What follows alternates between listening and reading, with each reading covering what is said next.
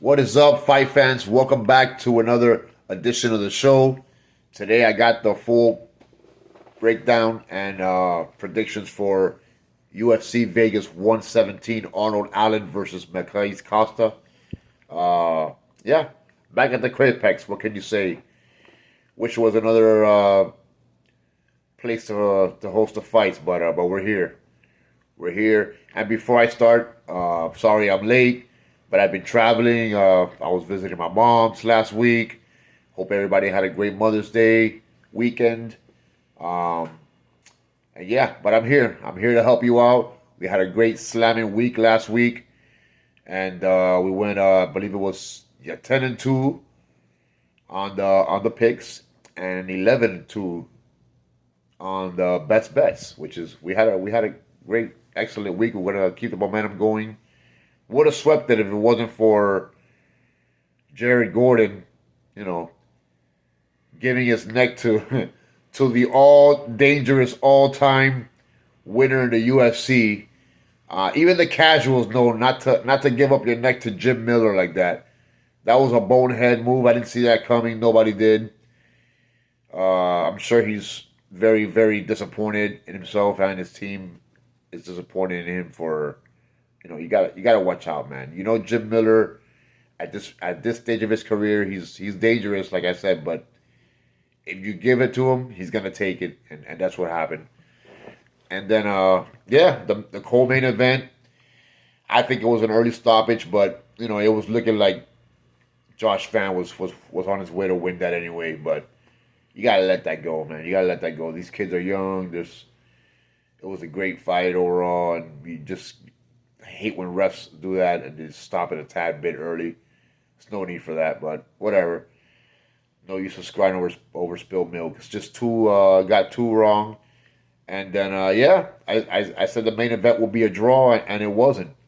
If it wasn't, Sean, and congratulations, I do think Sean won 3 out of the 5 rounds. Um, yeah, it's tough. A lot of people are making excuses for Kamzat. There's no excuses, man. Yeah, everybody knew you were ready. There was a lot of trash talk before. Yeah, they squashed the beef. It was all made up or whatever. That's neither here nor there. You got to talk about it, be about it. Like Josh Hogan, he talks a lot, but he brings it. If you're not gonna bring it, then don't talk. Then don't make excuses afterwards. Oh, this and that, and that's just bad sportsmanship there. Yeah, a lot of controversy in the UFC, but yeah, one thing I did know is that Sean Strickland was not gonna lose. That's why I said it was a draw, because I didn't see him winning, but I definitely didn't see him losing, because Sean Strickland does not lose whenever the odds are against him like that. He just doesn't. So yeah, that's just a quick recap of last week. Let's move on. Let's have a great week. Let's start it off with the first fight here. Uh, Sean O'Bannon versus Nicole Cagliari. Yeah, we're gonna start. This with probably the OF fight of the night. Um, Back at the Crapex, if you're gonna start a card like this at the Apex with limited people, this is probably the best fight to put on there to start it off. Uh, the last couple of weeks have been unbelievable, unbelievable. So we kick it off with the OF fight here. We got two cuties. Not a bad idea. Not a bad idea to start with these two girls, just to bring eyeballs to start this card. Shauna Bannon, she's 2-2 in the UFC. Uh, she hasn't fought good against high level competition, or the better competition, should I say? Um, but Nicole Cagliari, she's 0-2, has not shown much to root for as well. So I mean, I'm not expecting much out of this fight. Uh, can't trust any to lay any money on. To be honest with you, I'm not real sure about anything here. These two, anything could happen here. I don't see these two advancing, very high in the rankings ever. If I'm gonna be quite honest with you, Um, yeah, hopefully, I'm gonna trust that Shauna Bannon has gotten better on defending takedowns, and because it's not that easy to not that difficult to do. And against Nicole Cagliari, she's gonna want to take her down. And yeah, I'm gonna say Sean O'Bannon to win by decision. That's my bet, my prediction here that it's gonna be a pretty boring fight, but she will win by decision if she has learned to defend takedowns. And the best bet is gonna be that this fight does reach the second round. All right, we're moving up to the next fight. Daniel Barres versus Luis Garul. Daniel Barres, 17-7, 1-2 in the UFC. Average fighter. Nothing really special. I don't like the inactivity that he has. He's been out for a while. He fights like once a year, which, there's no momentum there. And, Luis Garul was undefeated until he got into the UFC. So now he's 10-3. I had high hope for him before he got into UFC. He looked really good on the regional scene. He keeps getting overpowered. He's a really small guy, small frame, but, they put him in there with bigger guys and hasn't really gotten a chance to showcase what he could do because he's being overpowered. But, his footwork could be a problem. He does have great footwork, so he still shows flashes of brilliance. He's been going against higher competition in the UFC. The UFC is the best of the best, so, we've seen a lot of guys look great out there fighting in other promotions, then they come to the UFC and lay an egg. So, yeah, I'm gonna trust in the younger, quicker, hungrier Luis Garul to finally get his first UFC victory here. I'm gonna say it comes by decision, and the best bet is that this fight does reach round 2. Wouldn't shock me if he loses, but yeah, I don't think he'd want to be 10-4. After being 10-0 to start your professional MMA career. So back against the wall. Luis Garul is going to win by decision here. And, yeah, that's it for this fight. Up next, we got Alice Ardalian versus Poliana Viana. We can expect more action from these two than the opening fight. These two ladies will throw down. Alice is only 5'3", but she does throw a lot of volume. She's a volume striker, the Romanian. And if her opponent is not great at anything, she'll probably win. Has to outbox or out wrestle her, and don't let her get in rhythm, because if she gets in rhythm, she could be a problem for anybody, any lady in the strawweight division. And yeah, Poliana, I think she's making her 13th. No, she's her 12th UFC appearance, so she does have some experience under her. Beautiful girl. This Poliana, she's from Brazil. She's beautiful, of course, but she doesn't show up sometimes. So, she's a big question mark. Usually, her fights end in decisions, and it leads to a loss. I want to pick Viana. Better grappler overall than her experience, but this is the second time that 3 straight L's and then she's finished. So I don't know. I don't know what to say about that. Alice has more output and great takedown defense. We are in the apex, and Alice does have more Apex experience. I'm remembering fights in the Apex in the past recently. Fighters with more Apex cage experience tend to do better. So I've been kind of leaning towards Alice. I don't know. Yeah, Poliana has 3 straight losses, man. I don't.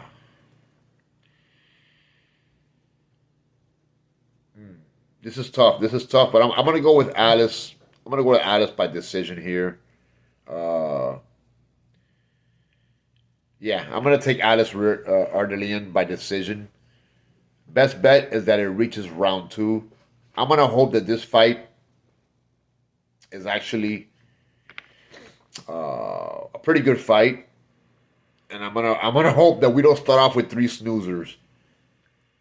You know, that will be very disappointing after the last card we had. But let's see. Let's see what's in store for us. But yeah, best bet is that it reaches round 2, and let's take Alice by decision, just because I just think she's better overall. You know. Yeah, I really wanted to take Pollyanna. I think it's because of her looks. I don't know what's getting me to what before I had her winning, but she's lost 3 in a row, and they've all been finishes, and I just don't like the way her the trajectory of her UFC career at this time against a dangerous Alice Reardon. All right, next fight: Cody Brundage versus Andre Petrowski. Yeah, this is not gonna be a snoozer. This one, stylistically, this is a great fight. This is a great fight. Cody Brundage has 4 straight losses, but they've been against very high competition. All great guys he's fought. I think he stepped in early for one of them. So you really can't fault him for that. 2 of them were split decisions. You know, if he would have if he wouldn't have stepped in early for one of them or whatnot, and or maybe at least stepped in for a couple, he stepped in early. If not, he'd be out of the UFC. But 4 L's in a row, taking fights off short notice against dangerous guys, that's respectable.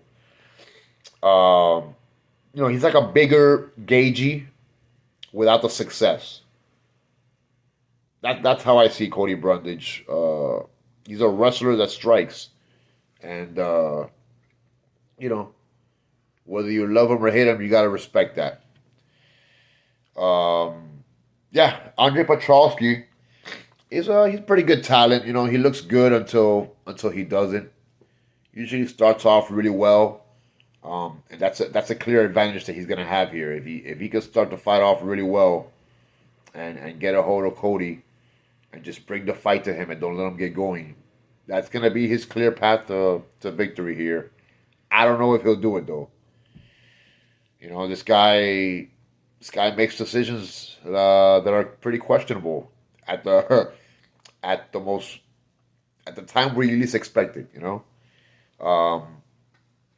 But yeah, that's what'll happen. I think Petrowski will be winning, and until he's not, kind of like Jerry Gordon did last week. It'll be one of those. He'll make a bonehead decision, and that'll probably cost him the fight.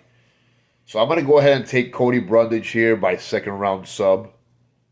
And the best bet for this fight is that it does not go the distance.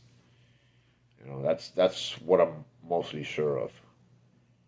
But yeah, I'm interested in this fight. I really am. Next fight, we got Caitlin Vieira versus Jacqueline Cavalcanti. Very, very interesting match here. Caitlin Vieira, man, she's ready for war. She's one of those ladies that definitely brings it in the bantamweight division, like a lot of them do. But she's pretty a striker. 14 UFC fights.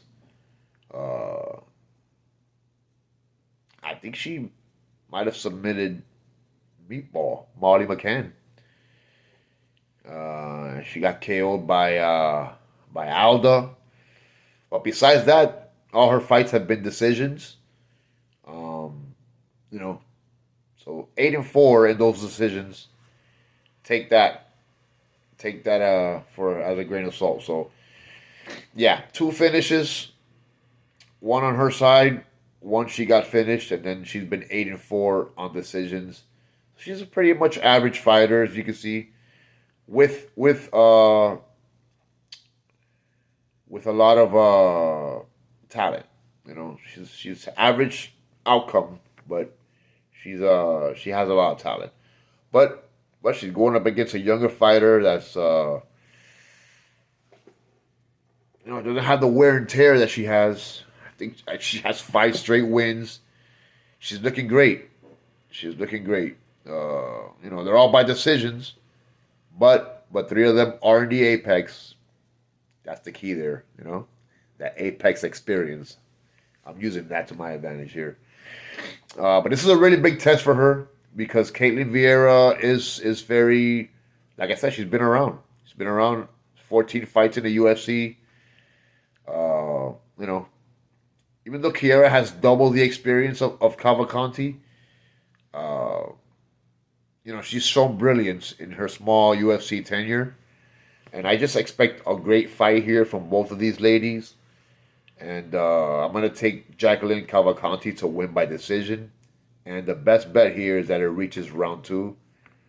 This is probably going to be a war in the octagon, but both ladies are durable. And I just see a unanimous decision win for Jacqueline Cavalcanti, and she'll get an inch closer for fighting for that strap next year. All right, next we got Tommy Gant versus Artur Minev. This fight is a late bloomer. I did not see... Oh, yeah, I did. No, did I? Tommy Gant versus Arturo Minev. I think Artur Minev just came in for Trey Ogden. It was supposed to be Tommy Gant versus Trey Ogden. I guess Trey Ogden pulled out. Tommy Gant. I'm sorry, guys. I didn't know there was a late pullout here. Trey Ogden dropped the ball. Either way, I had Tommy Gant winning by decision. But now, since this guy's here on short notice, and this guy's... Oh, man. I've seen this guy. Oh, this guy, I don't think this is his UFC debut. He's 7-0. Excuse me. Let me check this out because this is they just sparked this up. I think that both of these guys are making their UFC debuts. So Tommy Gant versus oh man, they're both undefeated. Wow. This is not fair. I had planned Trey Ogden versus Tommy Gant, but they put this guy in. So I'm gonna still go with Tommy Gant to win just because he's been training and ready, and this guy's in on short notice. But yeah, I had Tommy Gant winning, and the best bet was that it reaches round 2. But I'm gonna go ahead and say that I'm gonna keep it. I'm gonna keep it like that. I was gonna just say that Tommy Gant was gonna win, that this fight was not gonna go the distance, but it could go the distance. Both of these guys are making their UFC debut. Both of these guys are undefeated. So I'm gonna say that Tommy Gant wins, and the best bet is that it reaches round 2. And Trey Ogden, you suck for pulling out. I gotta see what happened there, but it's neither here nor there. Next, we got the feature fight of the prelims: Tuco Turcos versus Ivan Erslan. Man, Tuco's a bit more impressive. He's 1-2 in the UFC. The golden caveat here is that he has fought in the Apex. Actually, his debut was in the Apex, as opposed to Ivan Erslan. He hasn't fought in the Apex, I don't think. He's tricky. This guy Erslan is tricky. He's 0-3 in the UFC. He lost to Kutalaba and Sterling. 2 veterans. Kutalaba's a veteran, but Sterling is a very good fighter. So he's lost to two really good guys, two high level talents. And he got subbed by Jimmy Crute, which Jimmy Crute can be really good, but he's beatable. You know. But yeah, he trains at ATT, so he has great training partners, great coaches. So I just expect better out of Ivan Ersland, But we can all get disappointed, of course. Even though Ivan is in a must-win situation here since he's lost like 3 in a row. I feel Tuchel with his BJJ background, he can defend the takedowns. I think Ersland, his path to victory here is to take him down. So I think Tuchel will be ready for that. And but yeah, I'm not really too excited at all about this fight. But I'll take Tuchel to win by decision. I think it's gonna be a snoozer. I hope not, but that's just what I see. And the best bet is that it reaches round 2. All right. Now to start the main card, we got Nikolaev Vertakenov versus Chaos Williams. Interesting fight here. Interesting fight. I haven't seen Chaos Williams in a while. Let's see here. This fight was not on the original. They must have just sprung this up. But it's here. So yeah, we got the Gladiator. The Gladiator versus the Ox Fighter. Interesting little matchup here because this fight, the best bet for this fight is that it doesn't go the distance. And yeah, man, Chaos needs to win here. He lost. He got subbed by Bonfim last year, and then he got KO'd by Gustafsson. And yeah, man, losing 3 in a row here would not be good. So I mean, this guy has talent, but he kind of wins one, lose one, kind of win a couple, and he'll lose a couple, and he just, from what I see, he can't really build momentum. But he has the look. He has the look. It's just he runs out. He either abandons his game plan or the cardio level's just not up to par to where it should be. And then we got Varutnikov, who, he fights what's in front of him. And what I mean by that is his last fight was against Nico Price. He KO'd Nico Price. Nico Price is probably done. Before that, he lost to Soriano.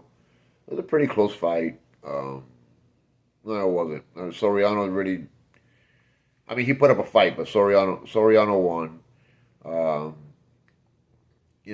If the opponent's mid tier, mid to low tier, he's gonna win. He's one of those guys that checks the box where he needs to. Yeah, that's why I think this is an interesting fight, because where is Chaos Williams? Does he want it? Is he ready? Is he gonna bring it? One guy's 14-7, the other guy's 15-5. Pretty. They're pretty evenly matched. Other than that, and I'm gonna say that it doesn't go the distance. That's gonna be the best bet, and I'm gonna take Chaos Williams to win here because his back is up against the wall. I'll take Chaos Williams to win. Yeah, I don't think he's gonna lose 3 in a row here. He's desperate. He's gonna pull out a victory. I can trust in that. All right. Next, we got Timmy Kwamba versus Bernardo Sopage. You know what sucks is that this fight got put in. The previous fight got put in, and Jeremiah Wells and Nicholas Dalby got taken off. That sucks. I was really looking forward to that. But yeah, whatever. It is what it is. Timmy Kwamba versus Bernardo Sopage.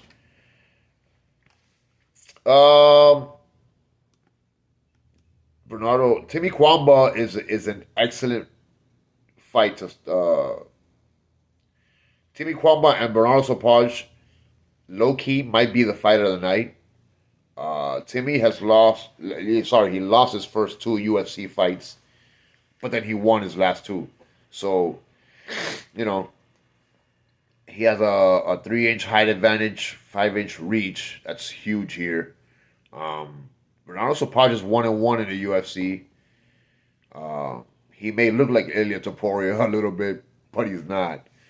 You know, I like Timmy here. I like Timmy because 3 out of 4 fights have been in the Apex. Sopage only has 1. On paper, Sopage seems like the more complete fighter, but he hasn't fought in a year and a half. I don't like inactivity.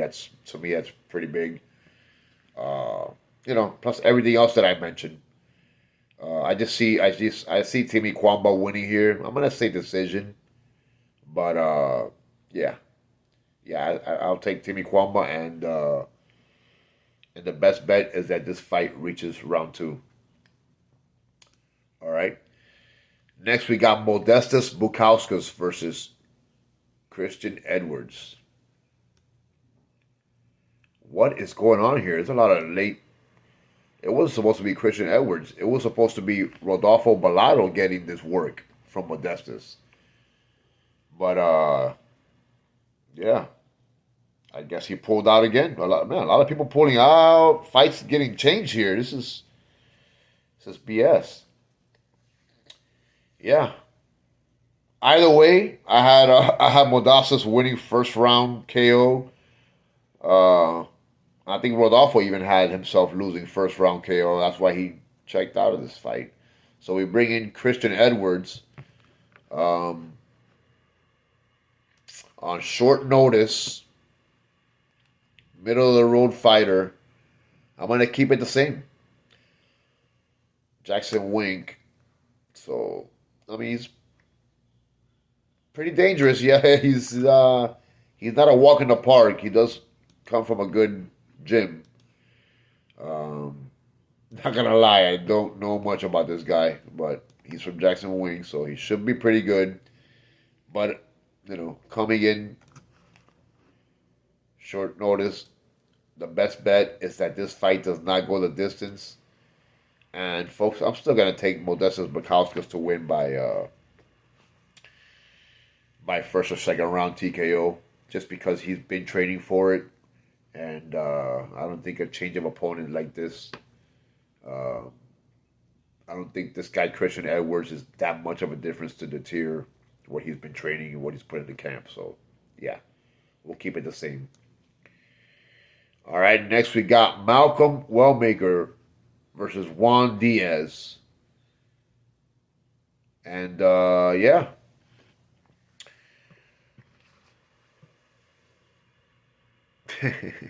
Are they serious? Is the UFC serious? They're putting Wallmaker up against Juan Diaz. Oh man, I don't know. Malcolm, his last fight was disappointing until we found out that Ewing is actually really good. I know I wasn't alone on his last fight. He killed my parlay. Had a ton of money on him. Just to fight against Ewing. Yeah, and that sucks for me. I just totally faded Ewing, and I shouldn't have done that because Ewing turned out to be really good, better than most of us thought. So in hindsight, Ewing is a beast, and that was a big mistake. But now he's up against Juan Diaz, who he KO'd an average fighter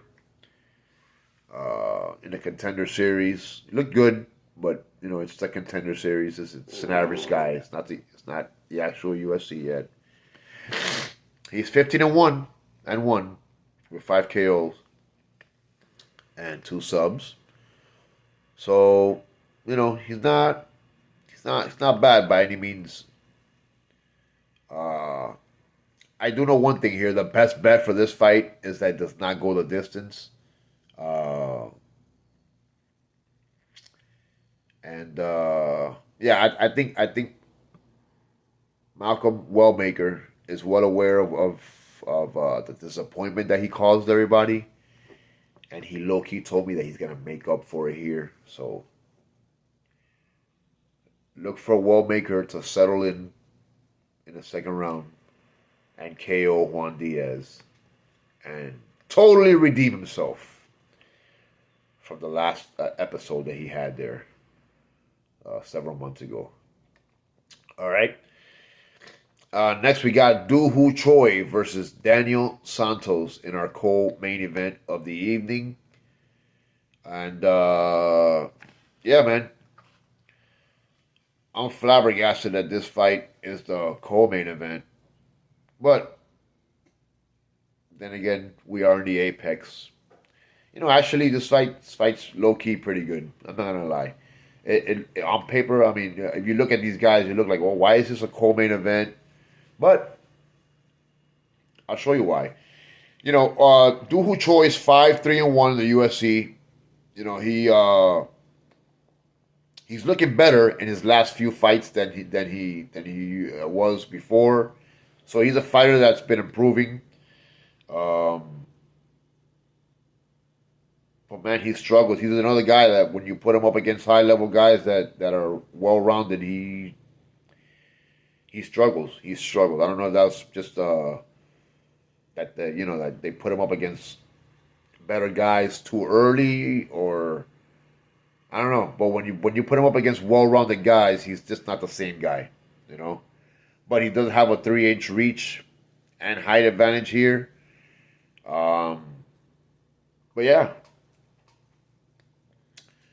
But Daniel Santos. He lost his UFC debut by decision, but after that he's won 4 straight, I believe. And 3 straight against Asian guys, which is interesting. Does he have an issue with Asians or vice versa? What's going on here? I don't know, but this is an interesting fight, and that's why I said that this fight, is pretty interesting to be a co-main event. It's pretty co-main event worthy, if you will. Yeah. Do Hoo Choi probably has better grappling, but doesn't. I don't think he does, but he's more explosive. He doesn't have better grappling, but he's more explosive. Sorry. Yeah, Brazil versus Korea. I'm gonna trust in the more well-rounded, more skilled fighter here to win, and I'm gonna take Santos to collect his 3rd straight win over an Asian, 3rd or 4th, whatever it is. Guy's an Asian killer. By late sub, I'm gonna say Daniel Santos wins late sub here. Yeah, and the best bet for this fight is that it reaches round 2. I think the first round will be very close. Both guys will have their moments, but at the end of the day, Daniel Santos will go home with his 3rd straight Asian head. And yeah, that folks, if you haven't yet, please like and subscribe. Hit that bell. Come along and make some money. Let me help you be successful. All right. We move on to our main event of the evening, and this is probably one of the most closest main events for an Apex that I've seen in quite some time, if not ever. These 2 guys are really good. This could be a main event out of the Apex. This is disrespectful to both of these guys. Got number 7 against number 12. England versus Brazil. Two high-level guys. And yeah, and they put it on the apex. Come on, UFC, have more respect. Have more respect for your fighters. All right. So yeah, Arnold Allen has over a decade fighting in the UFC, not including what he did before. A decade in the UFC is a lot of wear and tear, but a lot of experience. So take that as you will. You know, he won 10 straight fights to start his UFC career, and then he's been 2-3 in his last 5. But his only losses are to high level guys like Max Holloway, a legend, Mozar Evloev, who's top tier in the division, and then John Silva. So you know, those 3 guys are, you know, and then the John Silva fight was you know, the distance, so it went the distance. He didn't get finished. I don't think he's ever been finished. He only loses by decision to these guys. So he's always there, you know. He's a high level guy. He does it all. Solid, disciplined, well-rounded fighter. Just can't get it done in the big cards. In the big moments, which are against top tier guys. But you know, other than that, he's never been finished. He's very good everywhere. Now he's going up against a kamikaze like Ezequiel Costa, shooter box guy. Another guy that has been getting better and better with every fight. You know, he's 7-2 in the UFC, 6 straight wins. Very impressive resume he's put up. It's like a different trajectory, I would say, lately. You know, Allen has probably plateaued. We know what he is. We know what he's about. And Costa, I think, has a little room left for improvement, or just, you know, he shows a little more, has more weapons, probably because he has better training partners. I'm not sure, but that's just what I get when I read these 2 guys and I see their careers. You